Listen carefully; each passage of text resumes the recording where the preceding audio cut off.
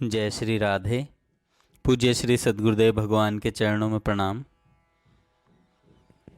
संतवाणी। जो भगवान में नित्य डूबा रहता है उसकी प्रेमा भक्ति कभी नहीं सूखती, परंतु 2-1 दिन की भक्ति से ही जो संतुष्ट तथा निश्चिंत रहता है, सीके पर रखे हुए रिश्ते घड़े के जल के समान वह भक्ति 2 दिन बाद ही सूख जाती है। जगत में भगवान व्याप्त हैं, पर उनको पाने के लिए साधना करनी पड़ती है।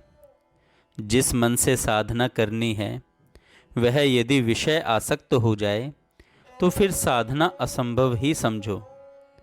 जल में नाव रहे तो कोई हानि नहीं, पर नाव में जल नहीं रहना चाहिए। साधक संसार में रहे तो कोई हानि नहीं, परंतु साधक के भीतर संसार नहीं होना चाहिए।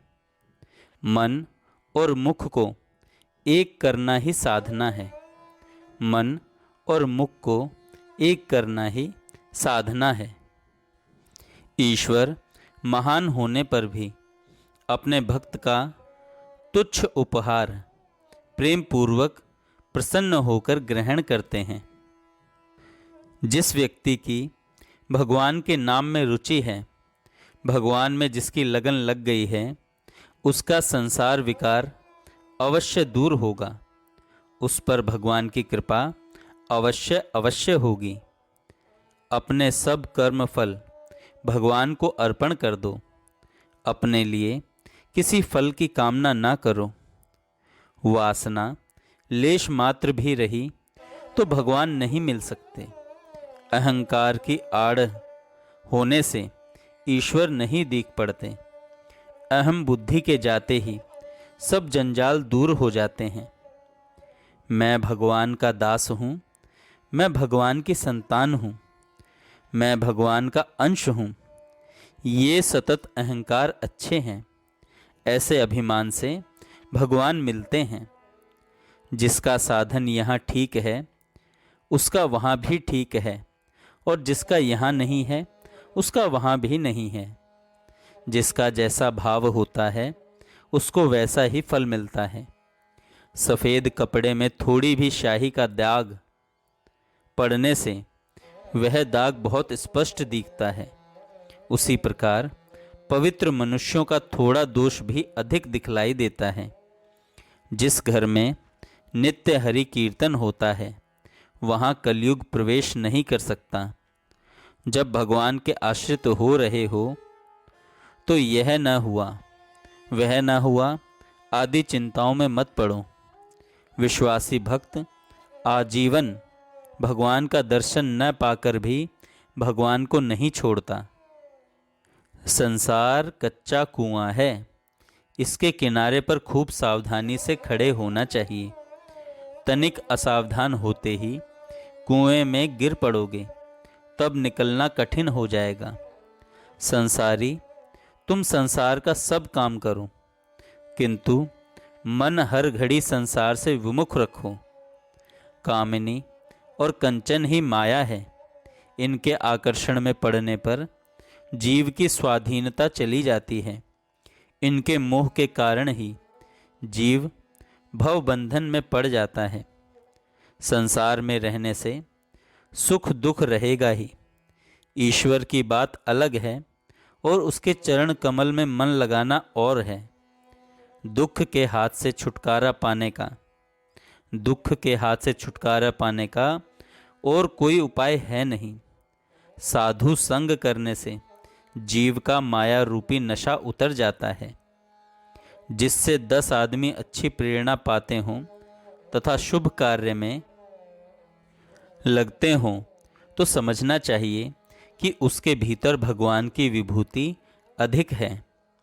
जो सोचता है मैं जीव हूँ वह जीव है, और जो सोचता है मैं शिव हूँ वह शिव है। एक भगवान को पकड़े रहने से इहलौकिक पारलौकिक अनेकों लाभ होते हैं, पर भगवान को त्यागते ही जीव का सब कुछ व्यर्थ हो जाता है। व्याकुल होकर भगवान के लिए रोने से ही भगवान मिलता है। लोग लड़के बच्चे के लिए, रुपए पैसे के लिए कितना रोते हैं, किंतु भगवान के लिए क्या कोई एक बूंद भी आंसू टपकाता है? भगवान के लिए रो, आंसू बहाओ, तब भगवान को पाओगे। भगवान के पाने का उपाय केवल विश्वास है।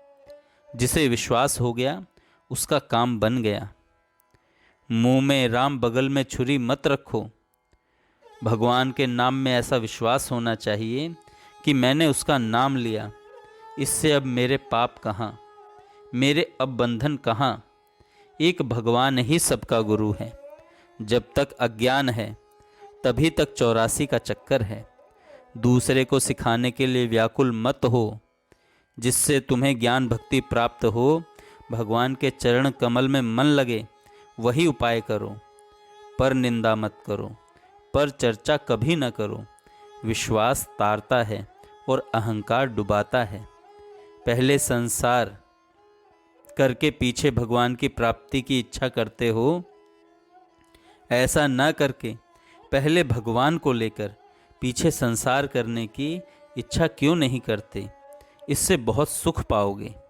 सात्विक साधक में बाहरी दिखावे का भाव तनिक भी नहीं रहता।